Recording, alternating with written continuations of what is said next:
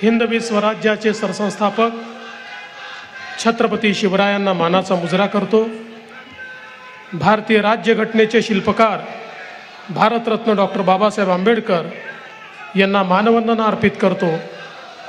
आज ज्यांच्या हस्ते हा कार्यक्रम संपन्न होतोय ते या देशाचे लोकप्रिय आणि अखिल विश्वातील सर्वाधिक लोकप्रिय नेते माननीय पंतप्रधान नरेंद्र मोदीजी, मंचावर उपस्थित असलेले महाराष्ट्राचे लोकप्रिय मुख्यमंत्री एकनाथराव शिंदेजी, आमचे धडाडीचे उपमुख्यमंत्री अजितदादा पवार, पुण्याचे लोकप्रिय खासदार आणि केंद्रीय राज्यमंत्री मुरलीधरजी मोहोळ, ज्येष्ठ नेते छगनरावजी भुजबळ, नीलमताई गोरे, चंद्रकांत दादा पाटील, उदयजी सामंत, मेधाताई कुलकर्णी, श्रीरंगप्पा बारणे, माधुरीताई मिसाळ, भीमराव अण्णा तापकीर, सिद्धार्थ शिरोळे, उमाताई खापरे, सुनील कांबळे, योगेश टिळेकर, जगदीश मुळीक, अविनाशजी ठाकरे, श्री पलकुंडवारजी, सुहास दिवसेजी, श्रवण हार्डीकरजी, शेखर सिंगजी, योगेश मसेजी, राजेंद्र भोसलेजी, संतोष पाटीलजी, मंचावरील सर्व मान्यवर आणि या ठिकाणी उपस्थित सर्व भगिनी आणि बंधूंनो, आजचा दिवस अत्यंत महत्त्वाचा दिवस आहे। कारण वारसा आणि विकास या दोन्ही गोष्टींचा संगम करणारा आजचा हा आपला कार्यक्रम आहे। जेव्हा मी वारसा म्हणतो त्यावेळेस या महाराष्ट्राला क्रांतीसूर्य महात्मा ज्योतिराव फुले आणि क्रांतीज्योती सावित्रीबाई फुले यांनी जो वारसा दिला तो वारसा पुढे नेणारा हा कार्यक्रम आहे। कारण ज्या भिडेवाड्यामध्ये पहिली मुलींची शाळा त्या ठिकाणी सुरू झाली आणि आपल्याला माहिती आहे अनेक लोक त्या काळामध्ये दुस्वास करत होते, विरोध करत होते, शेणाचे गोळे विष्ठा फेकत होते, दगडधोंडे फेकत होते, पण सावित्रीबाई मागे हटल्या नाही आणि भक्कमपणे क्रांती सूर्य महात्मा ज्योतिराव फुले त्यांच्या पाठीशी उभे होते आणि ती शाळा सुरू झाली आणि त्या एका शाळेनं आमच्या महिलांकरता, मुलींकरता शिक्षणाची दारं उघडी केली। आणि म्हणून हा जो शिक्षणाचा वारसा, हा जो एक समाज सुधारणेचा वारसा आपल्याला मिळाला, त्या वारशाची आठवण करून देणारं स्मारक हे भिडेवाड्यामध्ये करण्याकरता आजचा हा कार्यक्रम या ठिकाणी आपण आयोजित केला आहे। खरं म्हणजे भुजबळ साहेबांनी सगळाच इतिहास सांगितला, कशा प्रकारे मोठ्या प्रमाणात वर्षानुवर्ष या ठिकाणी भिडेवाडा मिळाला पाहिजे म्हणून वेगवेगळी लढाई चालू होती। आणि मला या गोष्टीचा आनंद आहे की भुजबळ साहेब, मुख्यमंत्री महोदय, आम्ही सगळे या लढाईमध्ये आलो। समता परिषद असेल, आमचा माळी महासंघ असेल, सगळ्या लोकांनी मिळून आपण प्रयत्न सुरू केले आणि अतिशय कमी कालावधीमध्ये हायकोर्टातही आपण जिंकलो, सुप्रीम कोर्टातही जिंकलो आणि आज अत्यंत सुंदर अशा प्रकारचं हे स्मारक जे पुढचे 100, 200, 500 वर्ष आपल्या सर्वांना प्रेरणा देत राहील अशा प्रकारचं स्मारक या ठिकाणी सुरू होत आहे। आणि म्हणून मी खरखर आपल्या सगळ्यांचं मनापासून अभिनंदन करतो। खरं म्हणजे आपल्याला माहिती आहे की पुणे ही समाज सुधारकांची भूमी आहे। या समाज सुधारकांच्या यादीमध्ये अग्रभागी ज्यांचं नाव असेल असे महात्मा ज्योतिराव फुले आणि क्रांतीज्योती सावित्रीबाई फुले यांचं स्मारक किंवा यांच्या कार्याचं स्मारक हे होणं हे आपल्या सगळ्यांकरता एक अत्यंत महत्त्वाची गोष्ट आहे। जसा वारसाचा कार्यक्रम आहे तसा विकासाचा देखील कार्यक्रम आहे। स्वारगेट ते कात्रज पायाभरणी आहे, डिस्ट्रिक्ट कोर्ट ते स्वारगेट त्या ठिकाणी त्याचा आपण सुरुवात करतोय। बिडकीन औद्योगिक नोडचं आपण त्या ठिकाणी उद्घाटन करतोय, सोलापूर विमानतळाचं उद्घाटन करतोय। खरं म्हणजे पुणे मेट्रो अजितदादांनी सांगितलंय खरं आहे, परवा उद्घाटनाचा कार्यक्रम काय पोस्टपोन झाला तर काही लोक असे छात्या बडवत होते ज्यांनी एक पिलर देखील आपल्या जीवनात लावला नाही, ते छात्या बडवण्यात पुढे होते। अरे काहीतरी करून दाखवा आणि त्याच्यानंतर छात्या बडवा।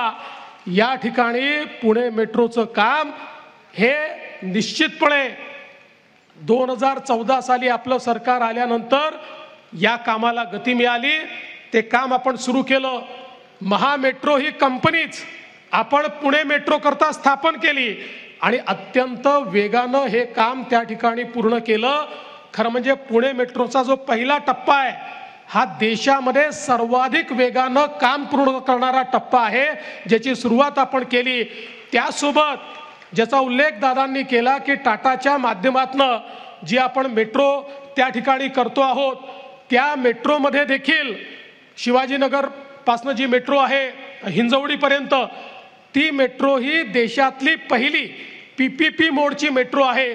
त्यामुळे सगळ्या प्रकारचे प्रयोग करून पुण्याच्या ट्रॅफिकला त्या ठिकाणी मॅनेज करण्याकरता अतिशय महत्त्वाचं काम हे या ठिकाणी झालंय। आणि चंद्रकांत दादा असतील, अजित दादा असतील यांनी पालकमंत्री म्हणून या मेट्रोमध्ये ज्या अडचणी होत्या त्या अडचणी दूर केल्या आणि मला असं वाटतं त्यामुळे अतिशय वेगानं हे काम चाललेलं आहे। आता काही लोक म्हणतात स्वारगेटचं स्टेशन आम्हाला अर्धच वाटतं, ते पूर्णच झालं नाही। खरं म्हणजे स्वारगेटचं जे स्टेशन आहे हे मल्टी मॉडेल स्टेशन म्हणून आपण डेव्हलप करतोय। देशातलं मल्टी मॉडेलचं मेट्रोचं हे पहिलं स्टेशन असणार आहे, ज्या ठिकाणी सगळ्या प्रकारच्या ट्रान्सपोर्टेशनच्या मोडचं इंटिग्रेशन होणार आहे, त्या ठिकाणी मॉल होणार आहे। हे स्टेशन झाल्यानंतर मी निश्चितपणे सांगतो लोक मेट्रोने जाण्याकरता स्टेशन पाहण्याकरता येतील, अशा प्रकारचं डिझाईन या स्टेशनचं देखील या ठिकाणी आपण बनवलेलं आहे।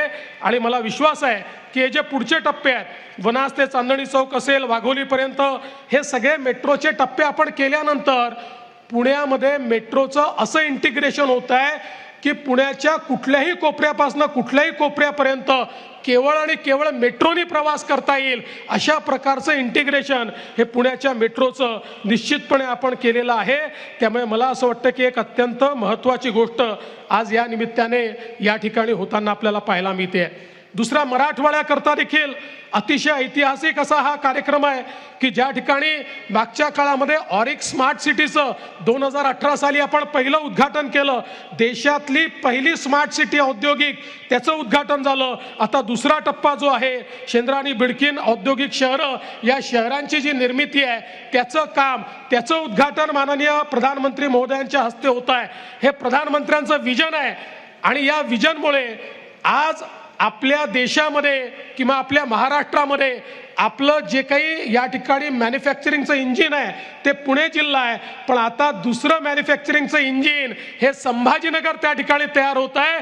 शेंद्रा आणि बिडकीनमध्ये ज्या प्रकारे आता ॲथर असेल, पिरामल फार्मा असेल, कॉस्मॉस फिल्म्स असेल, टोयोटा किर्लोस्कर असेल, या ठिकाणी JSW असेल, इतक्या मोठ्या प्रमाणात या ठिकाणी वेगवेगळ्या प्रकारच्या गुंतवणूक या येताना आपल्याला पाहायला मिळत आहेत आणि जवळजवळ या माध्यमातून हजारो लोकांना रोजगार मिळणार आहे, ही व्यवस्था देखील या माध्यमातून आपण केलेली आहे। सोलापूरमध्ये मला अतिशय आनंद आहे की सोलापूरच्या नवीन एअरपोर्टचं देखील उद्घाटन होत आहे। खरं म्हणजे माननीय मोदीजींनी या देशाच्या एव्हिएशन सेक्टरमध्ये जे परिवर्तन करून दाखवलं ते अभूतपूर्व अशा प्रकारचं परिवर्तन आहे। आणि सोलापूरच्या त्या एअरपोर्टमध्ये काय काय अडचणी होत्या या खरं म्हणजे दादांनी सांगितल्या, आपल्याला कोर्टापर्यंत, सुप्रीम कोर्टापर्यंत जाऊन त्या अडचणी आपण दूर केल्या। सोलापूरकरांना त्यांचं एअरपोर्ट मिळत आहे आणि भारताचे नागरी उड्डयन राज्यमंत्री मुरलीधर मोहोळ यांनी सांगितलेलं आहे की नुसतं एअरपोर्ट नाही तर लवकरच सोलापूरला विमान सेवा देखील सुरू होणार आहे। ती विमान सेवा सुरू करण्याची व्यवस्था देखील झालेली आहे।